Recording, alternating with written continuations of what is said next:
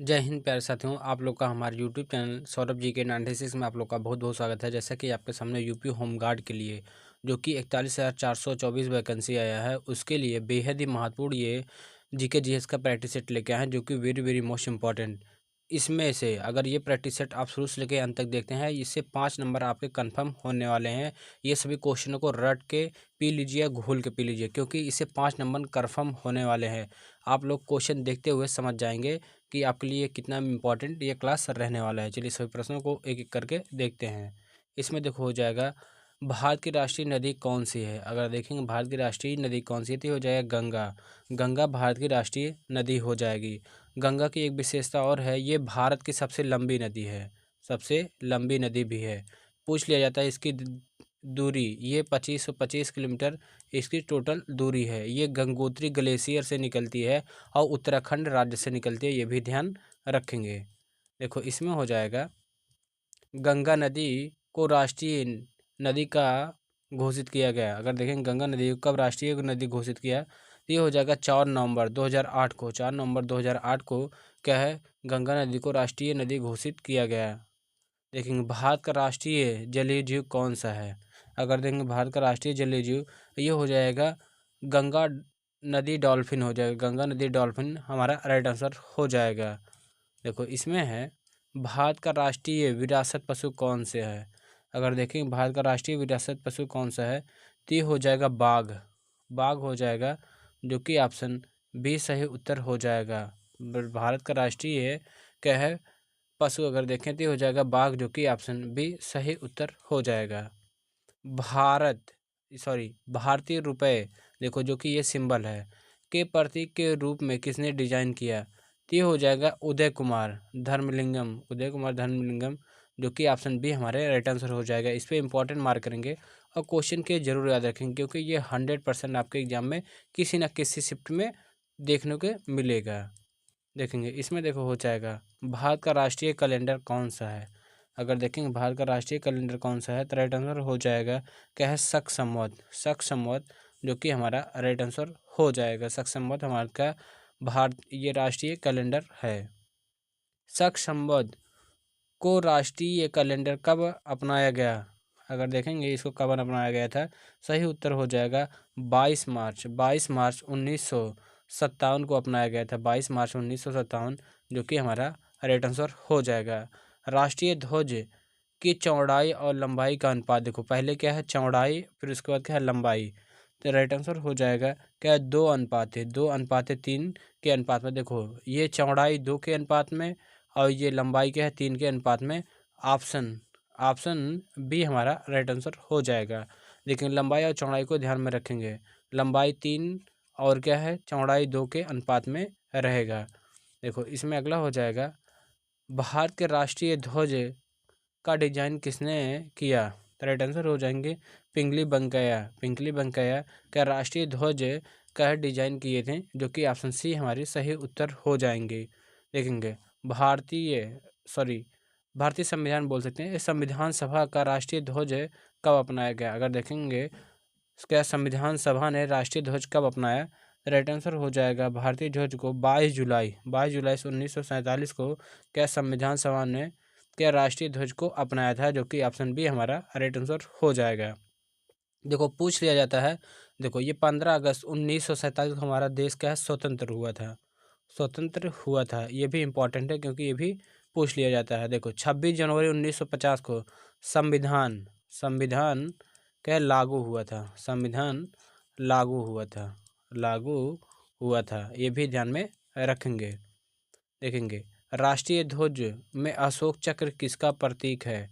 अगर देखेंगे अशोक चक्र का प्रतीक है, तो ये हो जाएगा धर्म का चक्र। धर्म का चक्र, जो कि ऑप्शन सी सही उत्तर हो जाएगा। देखो नेक्स्ट है इसमें, जन गण मन, ये हो जाएगा जन गण मन के रचयिता कौन है। अगर देखें जन मन गण के रचयिता कौन है, तो ये हो जाएंगे रविन्द्रनाथ टैगोर। रविन्द्रनाथ टैगोर हमारे ऑप्शन सी सही उत्तर हो जाएंगे। इन्होंने क्या है जनगण मन का क्या है रचयिता हैं। देखो इसमें है, जनगण मन को राष्ट्रगान कब घोषित किया गया। अगर देखेंगे ये राष्ट्रगान देखो 24 जनवरी 24 जनवरी 1950 को क्या है, जनगण मन को क्या संविधान सभा ने इसे राष्ट्रगान के रूप में स्वीकार किया, जो कि ऑप्शन सी हमारा राइट आंसर हो जाएगा। अगला देखेंगे, इसमें देखो है राष्ट्रीय गान के पूर्व संस्करण की अवधि कितनी थी या कितनी है। ये हो जाएगा क्या है 52 सेकेंड, लगभग 52 सेकेंड हमारा राइट आंसर हो जाएगा। लगभग क्या है, इसमें केवल 52 सेकेंड ही मारेंगे, 52 सेकेंड हमारा सही उत्तर हो जाएगा। 52 सेकेंड क्या है राष्ट्रगान की अवधि होता है। वंदे मातरम किसने लिखा, अगर देखेंगे वंदे मातरम किसने लिखा तो राइट आंसर हो जाएंगे बंकिम चंद्र चटर्जी हो जाएंगे। बंकिम चंद्र चट्टोपाध्याय, सॉरी बंकिम चंद्र चट्टोपाध्याय या चटर्जी भी बोल सकते हैं। ऑप्शन बी हमारे राइट आंसर हो जाएंगे। देखो इसमें है वंदे मातरम किस उपन्यास से लिया गया है। देखो जिससे क्वेश्चन जितना असंभव हो सका है, जितना संभव हो सका वो हम आपके लिए इम्पोर्टेंट लेके आए हैं, क्योंकि ये सभी क्वेश्चन हर परीक्षा, चाहे आप एसएससी का कोई तैयारी करें या रेलवे का या यूपी पुलिस या यूपी होमगार्ड, इन सभी में क्या है ये क्वेश्चन घुमा फिरा के पूछे जाते हैं। देखो वंदे मातरम किस उपन्यास से लिया गया है, तो ये हो जाएगा आनंद मठ से लिया गया। आनंद मठ हमारा राइट आंसर हो जाएगा, जो कि ऑप्शन सी सही उत्तर है। आईएनसी अधिवेशन जिसे बोलते हैं क्या, कांग्रेस अधिवेशन, ये हो जाएगा भारतीय राष्ट्रीय कांग्रेस अधिवेशन में वंदे मातरम पहली बार कब गाया गया था। राइट आंसर हो जाएगा वंदे मातरम, अगर देखेंगे सही उत्तर है क्या 1896 में गया था, 1896, जो कि इसमें ऑप्शन बी सही उत्तर हो जाएगा। अगर पूछा जाए ये अधिवेशन कहाँ हुआ था, तो ये कोलकाता में ये अधिवेशन हुआ था, ये भी याद रखेंगे। भारत का राष्ट्रीय आदर्श वाक्य क्या है, भारत का राष्ट्रीय आदर्श वाक्य है सत्यमेव जयते। सत्यमेव जयते भारत का राष्ट्रीय आदर्श वाक्य हो जाएगा। सत्यमेव जयते किस ग्रंथ से लिया गया है, ये भी देखो इंपॉर्टेंट है, इस पर स्टार मार्क करेंगे, क्वेश्चन को जरूर याद रखेंगे। देखेंगे सत्यमेव जयते किस ग्रंथ है, ये हो जाएगा मुंडकोप उपनिषद से लिया गया है। सत्यमेव जयते मुंडकोप उपनिषद हमारा राइट आंसर हो जाएगा। देखेंगे भारत के राज्य चिन्ह को आधिकारिक रूप से कब अपनाया गया। अगर देखें भारत के राज्य चिन्ह को आधिकारिक रूप से कब अपनाया गया था, 26 जनवरी 1950 को, 1950 को अपनाया गया था, जो कि हमारा राइट आंसर हो जाएगा। देखेंगे मूल सिंह स्तंभ जिसे बोलते हैं राज्य चिन्ह कहाँ स्थित है, अगर देखेंगे ये कहाँ स्थित है, राइट आंसर हो जाएगा सारनाथ में। सारनाथ जो कि ये वाराणसी में पड़ता है, वाराणसी सारनाथ यानी यूपी में पड़ता है। वाराणसी ये यूपी का शहर है, ये हो जाएगा ऑप्शन बी हमारा राइट आंसर हो जाएगा। राज्य चिन्ह के नीचे कौन से जानवर दर्शाए गए हैं, राज्य चिन्ह के नीचे कौन से जानवर दर्शाए गए हैं, तो हो जाएंगे बैल और घोड़ा, बैल और घोड़ा। तो राइट आंसर हो जाएगा बैल और घोड़ा क्या है दर्शाए गए हैं। देखो इसमें भारत का राष्ट्रीय पशु कौन सा है, भारत का राष्ट्रीय पशु अगर देखेंगे सही उत्तर हो जाएगा बाघ। बाघ क्या है भारत का राष्ट्रीय पशु है, भारत का राष्ट्रीय पशु हो जाएगा। चलिए अगला देखते हैं, इसमें देखो है बाघ से पहले पहले भारत का राष्ट्रीय पशु कौन था। अगर देखेंगे बाघ से पहले भारत का राष्ट्रीय पशु शेर था, शेर, जो कि ऑप्शन बी हमारा राइट आंसर हो जाएगा।